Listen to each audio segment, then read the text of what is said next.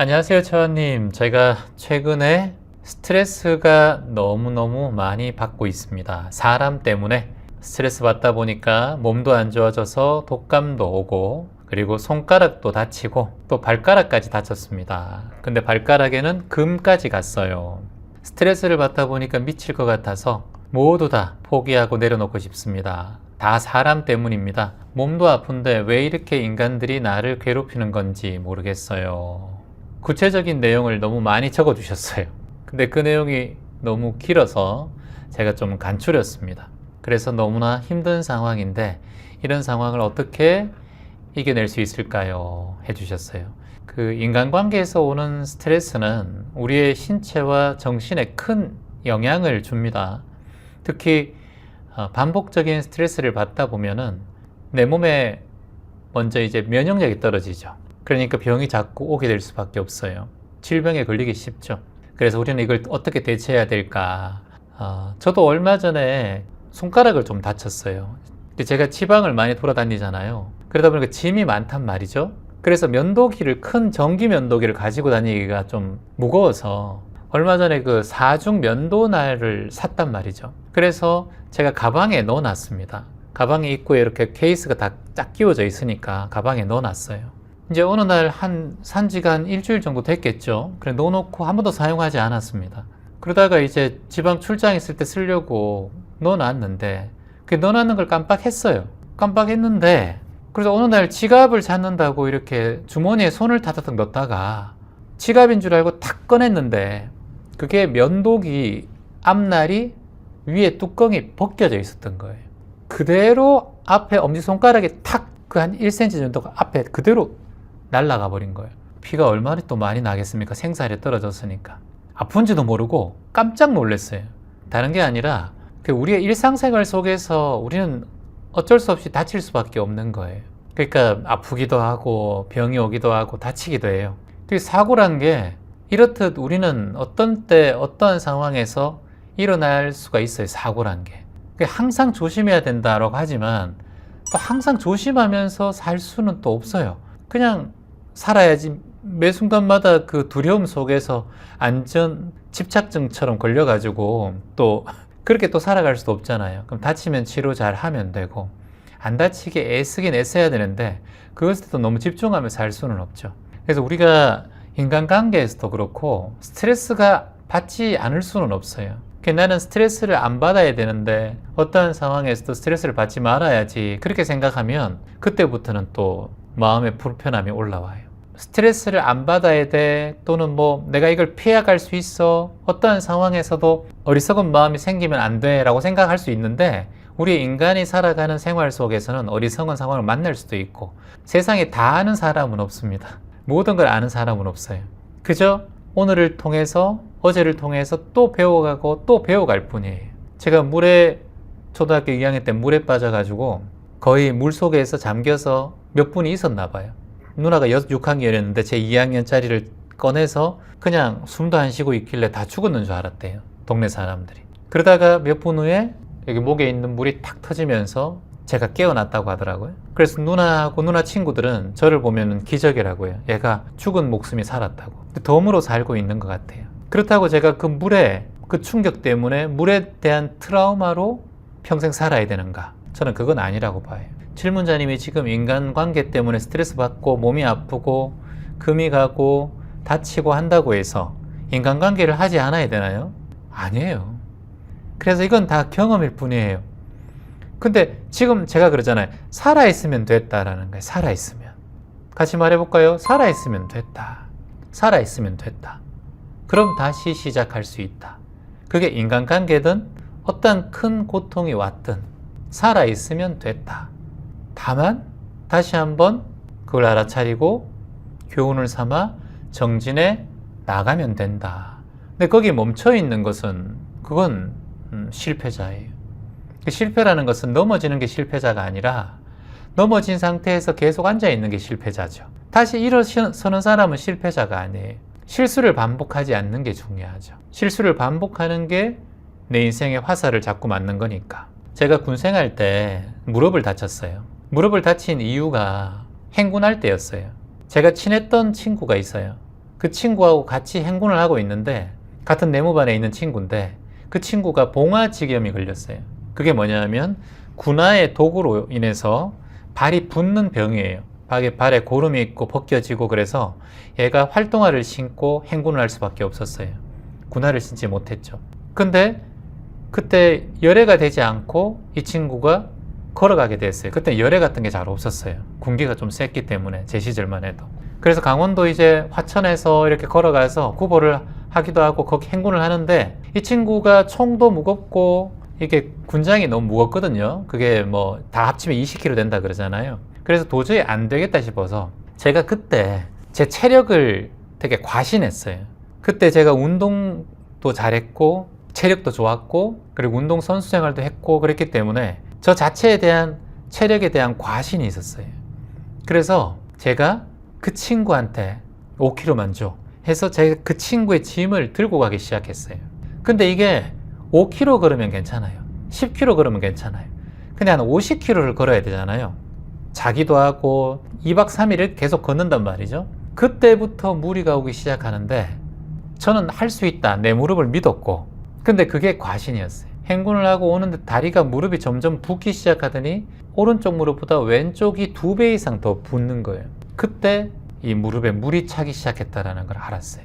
그때 제가 다쳤어요. 그리고 난 다음에 지금 벌써 30년이 거의 지났는데 아직까지 그 고질병이 그대로 평생 가고 있는 거예요. 이게 뭐다?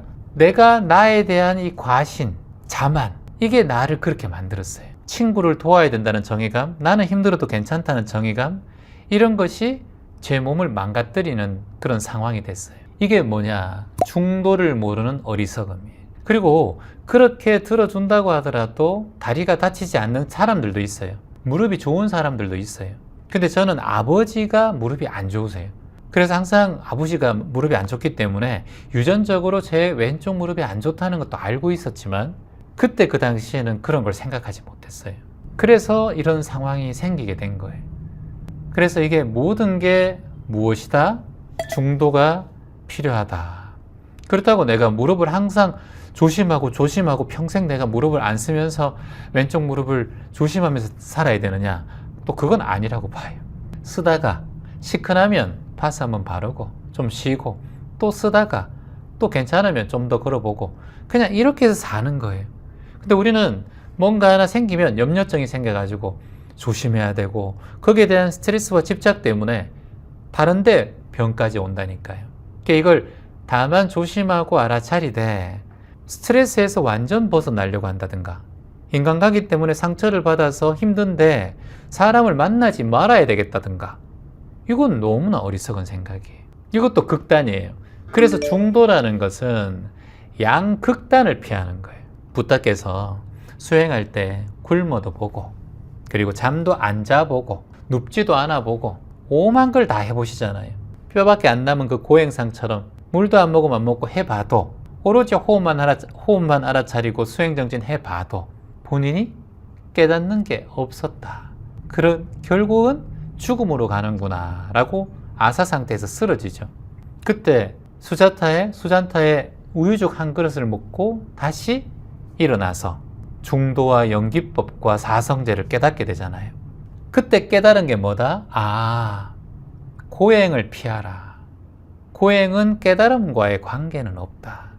다만 양극단을 버리고 중도를 택하라. 수행정진은 뭔가 참고 뭔가 안 한다. 내가 그것을 거부한다. 참는다. 그걸 이겨낸다. 이게 수행이 아닙니다. 우리 인간은 철저하게 불완전하고 이 세상은 철저하게 불확정성의 원리에 의해서 움직이기 때문에 우리가 모든 걸 다 완벽하게 해줄 수 없다는 걸 인지하고 받아들이는 거.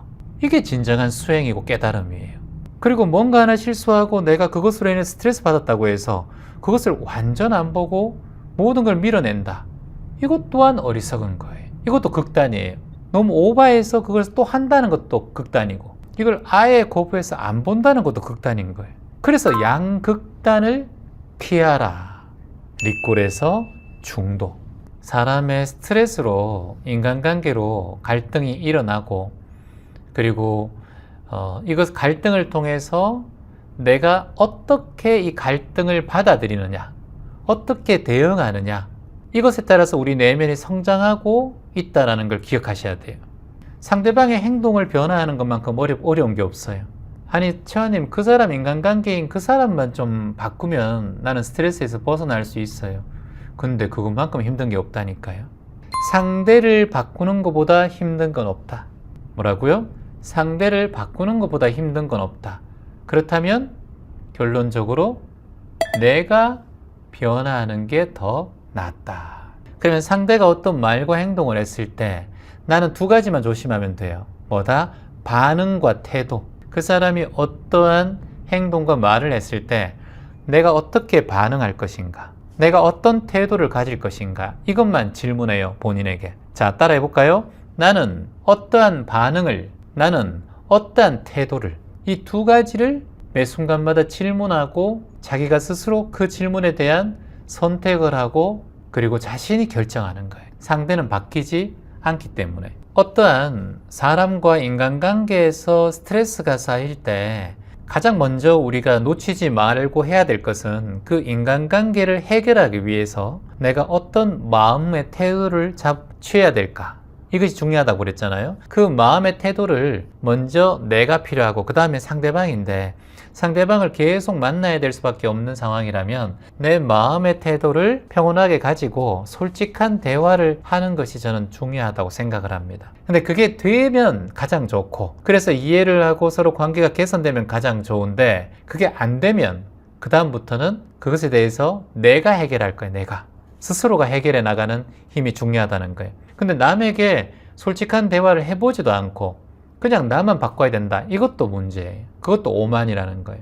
먼저 상대방이 조금이나마 변화할 여지가 있는지에 대한 솔직한 대화를 먼저 해본다. 그래도 안 되면 이제는 갈등의 해결을 내가 풀어나가는 수밖에 없다. 따라해 볼까요? 미움은 미움으로 없앨 수 없다. 미움은 미움으로 없앨 수 없다. 부탁께서 하신 말씀이에요. 미움은 미움으로 없앨 수 없다. 오직 사랑만이 없앨 수 있다 하셨는데 예수님도 똑같이 내 이웃을 사랑하라 하셨어요. 근데 여기서 이웃이라는 것은 내 직장 동료, 내 주변의 지인들, 내가 아는 모든 인연들을 말하는 거예요. 최하님, 이런 상황에는 어떤 명상이 필요할까요? 이렇게 질문하면 저는 자비 명상, 자비 명상이 좋다고 봐요. 그러니까 타인에 대한 자비로 마음을 키우는 명상. 그게 또 타인에 대한 마음을 키우지만 결국은 내 마음의 평온을 가져와요. 왜 이웃을 사랑하라고 합니까? 왜 자비심을 베풀으라고 합니까? 결국은 내 마음의 평온이 찾아오기 때문이에요. 우린 자비를 베풀고 사랑을 베풀면 그 남을 위해서 뭔가 도움이 된다 생각하는데 그게 우리의 착각이에요. 남을 위해서 편한 게 아니라 내 인생이 좋아요. 자비를 베풀고 사랑을 하고 그 사람에 대한 마음을 흘려보내고 억한 심정을 놓아버리면 내 마음이 편합니다. 내 마음의 평온을 가져와요. 마음의 평온이 그만큼 중요하다. 어떤 괴로움과 고난이 찾아와도 내 마음의 평온을 유지하는 것보다 더 중요한 것은 없다. 그리고 다시 한번 그것을 깊이 깨달았으면 좋겠어요. 희망입니다.